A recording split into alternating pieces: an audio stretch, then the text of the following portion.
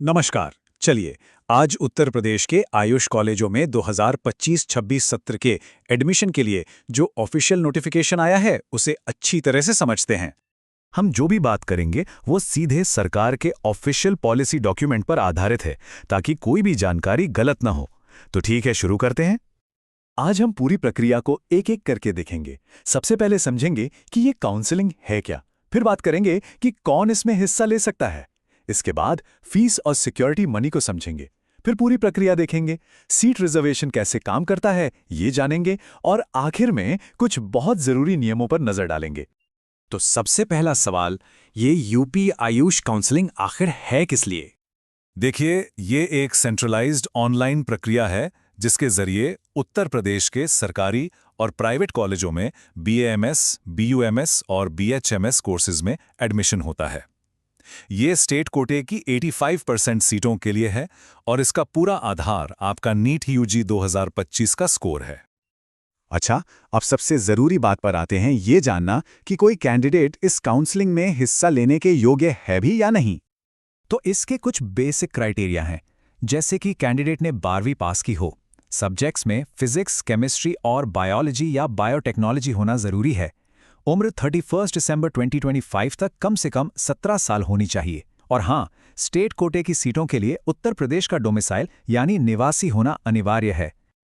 अब एक सवाल जो सबके मन में होता है कि कम से कम कितना नीट परसेंटाइल चाहिए, और इसका जवाब कैंडिडेट की कैटेगरी पर निर्भर करता है। ये देखिए, ये टेबल बहुत ज़रूरी है। अगर कोई जनरल या ईडब्ल्यूएस कैटेगरी से है तो उससे कम 85वीं परसेंटाइल चाहिए। एससी, एसटी या ओबीसी के लिए ये 40th परसेंटाइल है और दिव्यांगजनों के लिए 45th परसेंटाइल। इससे कम स्कोर होने पर रजिस्ट्रेशन भी नहीं हो पाएगा। चलिए, अब बात करते हैं कि इस पूरी काउंसलिंग प्रक्रिया में कितनी फीस और डिपॉजिट लगते हैं। सबसे पहले एक one time online registration fees है, जो है 2000 रुपए। उसके बाद अगर कोई सिर्फ सरकारी कॉलेजों के लिए अप्लाई कर रहा है तो 20,000 रुपए की एक सिक्योरिटी डिपॉजिट जमा करनी होगी, जो रिफंडेबल है। और अगर कोई प्राइवेट कॉलेजों के लिए या फिर सरकारी और प्राइवेट दोनों के लिए अप्लाई कर रहा है तो ये सिक्योरिटी डिपॉजिट 50,000 रुपये हो जाती है।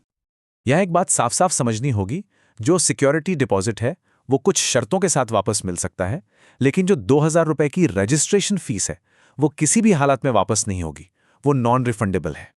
तो अब सबसे बड़ा सवाल यही है कि ये जो 20 या 50,000 रुपए की सिक्योरिटी है, क्या वो हमेशा वापस मिल जाती है? देखिए, इसके दो पहलू हैं। सिक्योरिटी डिपॉजिट जब्त हो जाएगा अगर आपको सीट मिली लेकिन आपने एडमिशन नहीं लिया, या फिर आपके डॉक्यूमेंट्स में कोई गड़बड़ी निकली। और ये वापस कब होगा? जब आपको किसी भी राउंड में कोई सीट ही नहीं मिली, या फिर आपको जो सीट मिली उस पर आपने एडमिशन ले लिया। ठीक है, तो हमने एलिजिबिलिटी और फीस को समझ लिया। अब आते हैं मुख्य प्रक्रिया पर, यानी काउंसलिंग के अलग अलग राउंड्स पर। ये पूरी प्रक्रिया कुछ इस तरह चलती है। सबसे पहले ऑफिशियल वेबसाइट पर जाकर ऑनलाइन रजिस्ट्रेशन करना होता है, फिर फीस और सिक्योरिटी मनी जमा होती है। इसके बाद सभी रजिस्टर्ड कैंडिडेट्स की एक स्टेट मेरिट लिस्ट जारी होती है। फिर अपनी रैंक के हिसाब से कॉलेजों की चॉइस भरनी होती है। इसके बाद सीट अलॉटमेंट का रिजल्ट आता है, और आखिर में जो भी कॉलेज मिला है वहां ओरिजिनल डॉक्यूमेंट्स के साथ जाकर रिपोर्ट करना होता है। अब एक और जरूरी बात, काफी सारी सीटें अलग अलग कैटेगरी के लिए रिजर्व्ड होती हैं। तो चलिए समझते हैं कि यह सिस्टम काम कैसे करता है। यह है वर्टिकल रिजर्वेशन। इसमें एससी के लिए 21%, एसटी के लिए 2%, ओबीसी के लिए 27% और ईडब्ल्यूएस के लिए 10% सीटें आरक्षित हैं। इसके अलावा हॉरिजॉन्टल रिजर्वेशन भी होता है, जो हर कैटेगरी के अंदर लागू होता है। जैसे कि हर कैटेगरी में 20% सीटें महिलाओं के लिए, 2% स्वतंत्रता सेनानियों के आश्रितों के लिए, 2% पूर्व सैनिकों के आश्रितों के लिए और 5% दिव्यांगजनों के लिए रिजर्व्ड होती हैं।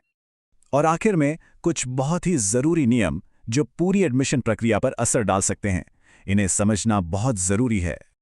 इन बातों को गांठ बांध लें। डॉक्यूमेंट वेरिफिकेशन के समय सारे डॉक्यूमेंट्स ओरिजिनल होने चाहिए। फ्री एग्जिट यानी बिना सिक्योरिटी मनी गंवाए बाहर निकलने का मौका सिर्फ राउंड 1 में है। अगर राउंड 2 में सीट मिल गई तो एडमिशन लेना ही होगा, आप सीट छोड़ नहीं सकते। हाँ, राउंड 1 से राउंड 2 में अपग्रेडेशन का मौका मिलता है, और अगर सीटें बच जाती हैं तो एक मॉपअप राउंड भी हो सकता है। तो ये सारी जानकारी समझने के बाद अब सबसे ज़रूरी काम क्या है जो हर कैंडिडेट को करना चाहिए? सबसे ज़रूरी काम है ऑफिशियल वेबसाइट को लगातार चेक करते रहना।